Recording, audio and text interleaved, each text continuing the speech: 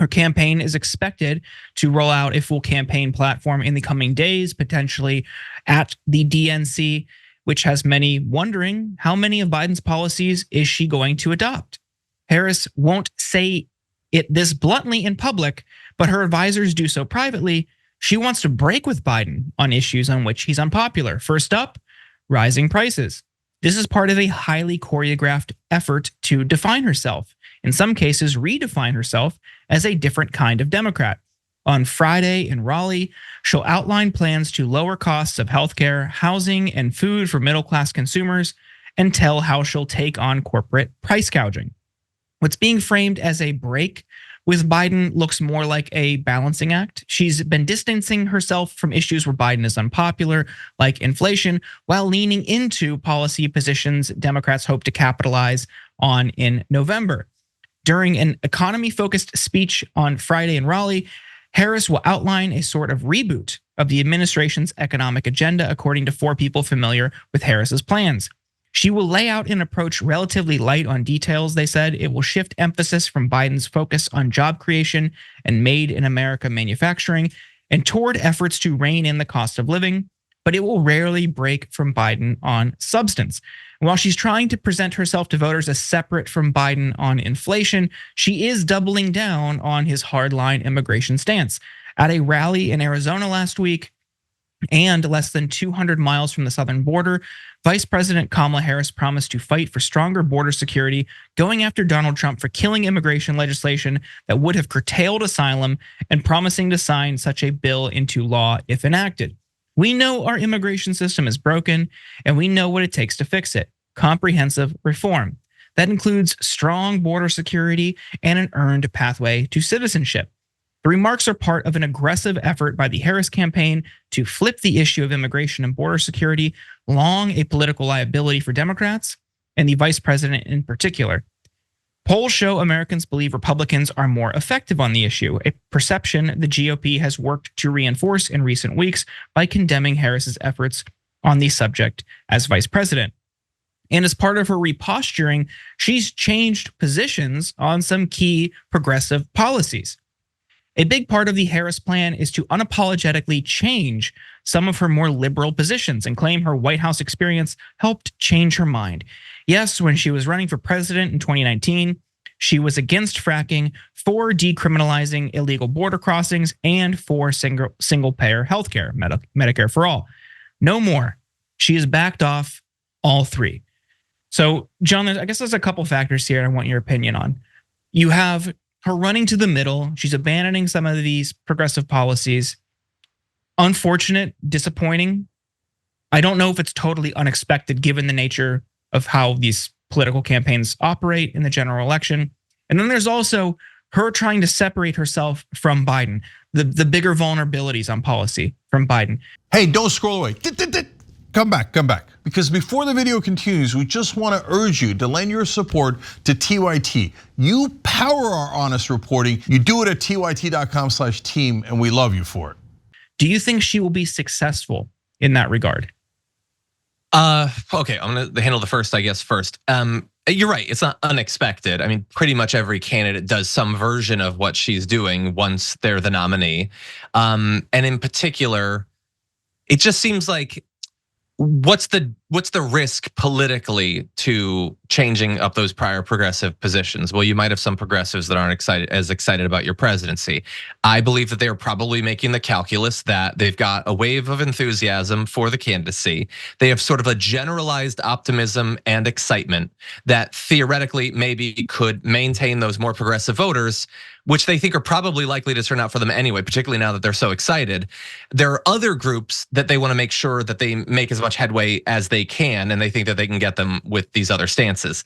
I don't even find most of those stance changes to be particularly surprising. Like the idea that she was going to come into the White House guns blazing to do Medicare for all just seems very difficult to imagine. So I'm glad that she's gonna formally change on that, but I'd assume that she already had. We already know baked into the current Democratic Party is, at least for now, at least for the next year, they're going to largely function on the border as Republicans for the most part. Some things around the edges might have a little bit more empathy. But ever since the border bill, we knew that that's largely what they were going to do. And so a lot of this I don't find super surprising. And some people might even console themselves that she's doing this to get elected. And then theoretically, let's say that she wins with enough of a margin that the Dems take, they keep the Senate, they take over the House. Then she doesn't necessarily have to govern that way. Although historically, I'd say, probably will. So I don't know. I think that it could be politically pragmatic in terms of her ability to distance herself from some of the Biden stuff. I know that to the extent that the Democrats, the Republicans have put together anything like an actual policy critique of her, it comes mostly in the form of just saying whatever they were saying about Biden, but inserting her name, usually mispronounced instead. Like it's her inflation.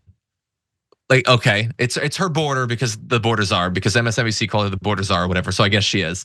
And it's her inflation and it's her crime. And like, okay, I guess. I don't know that that's as effective for most voters because most voters know that she wasn't the president. I don't think they're gonna blame her as much. But to the extent that they will, we did say that if she's the candidate, she's gonna be a little bit more easily tied to the status quo than some other, like blue state governor or something. That's just a part of the calculus, I think. Yeah, there are people I've seen who probably were not going to vote for her to begin with, share things like mocking her, saying she'll run on these issues or fix these issues when she's already in office. And I think at its core, there's an element of ignorance to that argument. Sure, she's in power, she's the VP, but like you and I know, and I know most people watching this know, like the VP really doesn't have a lot of power. They can have conversations with people, they can advocate for things, but they have no executive authority. It's weird that they're the second in command, but have, of the three branches and of the leadership of this country, like the least amount of power, give more influence as the Speaker of the House. So yes, it's like the same thing. It's, yeah, she's there, but also she's just like kind of in a do nothing job. She's in a photo op job.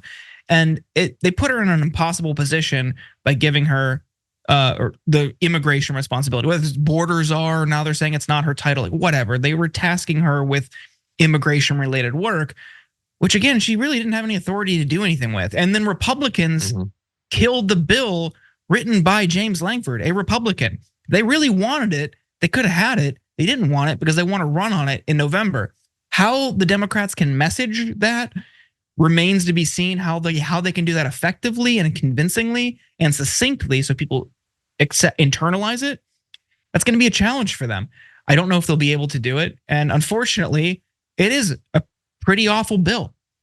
Cracking down on asylum seekers, is that what we really want our immigration policy to be? Is that what it means to be a country, a beacon on a hill? It's a sad state of affairs when the Democratic Party is running on hardline immigration, anti-asylum positions. This is what happens when you concede to the right on these issues. The Overton window shifts, and then that's going to become the new standard. This is what the baseline now for Democrats and immigration, cracking down on asylum seekers. It's just pathetic. It's a bad long-term strategy, and unfortunately, they've got themselves in a vice grip here. Yeah, I agree. Again, we still don't know exactly what form the rebranding is going to come in, how detailed it's going to be. I mean, when we started talking about the lack of specificity on politics, or on policy, like a week ago, I assumed, and I think a lot of people assume, that she is going to ride vibes as long as she can, and when she needs something other than vibes, that's what she'll go to. And I don't even think it's a bad political strategy, theoretically. Like, make yourself this shining light of optimism and hope and fun and joy, and allow people to fill in the details is a pretty good campaign strategy. It's not necessarily the most politically honest thing to do. That said, I think Joe Biden ran on like Build Back Better, which was like sort of awkward, but it gave you an idea of a rebuilding. Like, she doesn't need to come out in her speech and do 30 policies. Usually the incumbent isn't gonna do anything like that. I think they usually don't give enough details. I think she needs to come up with like 3 tent poles of her candidacy, like one of which is probably going to be, enshrining the right to abortion, something like that. You're probably gonna have something economic, maybe something voting rights or something, and make it understandable. Like, that was the amazing thing, the amazing boneheaded move of the right in designating their platform as Project 2025 is you make it referenceable. People don't need to know every component of Project 2025 to know how extreme it is. You gave it a name. Usually people have had to have conversations in the abstract about how radical the party is. No, now it's Project 2025. So, and Build Back Better had a name. She needs something that people can reference and start to build it out with Tim Walz going on interviews and Pete Buttigieg going on Fox News or whatever. But I would say keep it relatively simple. I think that's probably enough, at least for the convention. Yeah, there's one other thing you touched on, and if I'd like to just ask you about it. You say she's riding on vibes as long as she can. So the media, I've seen it mostly on cable news. They're really trying to drive this storyline that she has to have a press conference, and maybe she does. Do you think if she holds out too long, this could be a big negative for her? What do you think of this storyline that she needs to have a press conference right away? What do you make of that? I mean, the only way that it would be bad for her is if there is this growing hunger amongst the electorate to see her sit down, on MSNBC, which maybe that exists. I think there's some people. I would say that if you had like a pie chart of all of the people that are like, why won't she do an hour-long interview? I would say at least 50% of that, maybe far more, want her to do it because they think maybe that'll ruin things for her. Like that's the best chance for her to have a line that goes poorly or to change the perception of her. And I'm just like, this isn't from my point of view. This is, I think the calculus they're making is we're already drawing a lot of attention. We already have excitement. We're already moving up in the polls, getting volunteers, raising tons of money. What do I need a press conference for? What do I need an interview for? I get why the media would want it. And as a member of the media and a person who likes American democracy, I think it's an important part of our democracy.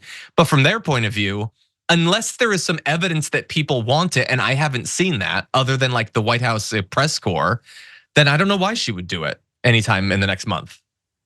Yeah, I'm with you. It doesn't make sense right now. And I think they're capitalizing on what they know to be true, which is they don't have the platform yet. Maybe they have it now because we're just days away from the convention, but maybe earlier in the week and certainly not in that last week, they probably didn't have it finalized. These take a little bit of time. You're writing out things that are going to get laboriously fact checked. They're going to get really closely analyzed, especially by interest groups. They're going to look for everything they can do to poke holes in it. So they're going to spend some time fleshing out the details here. And they're going to ask her about specific policy questions. If you don't have those set up yet, why would you go out in front of a group of reporters who are going to ask super specific questions so they can get you on a gotcha moment, right? That's just my thinking as somebody who would work on a campaign. From a media perspective, you're salivating. Yes, I want that clip. I want that storyline.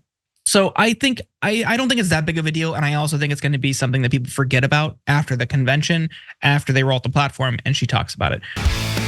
Thanks for watching. If you become a member, you get to watch all this ad-free, except for, of course, this ad. Still, hit the join button below.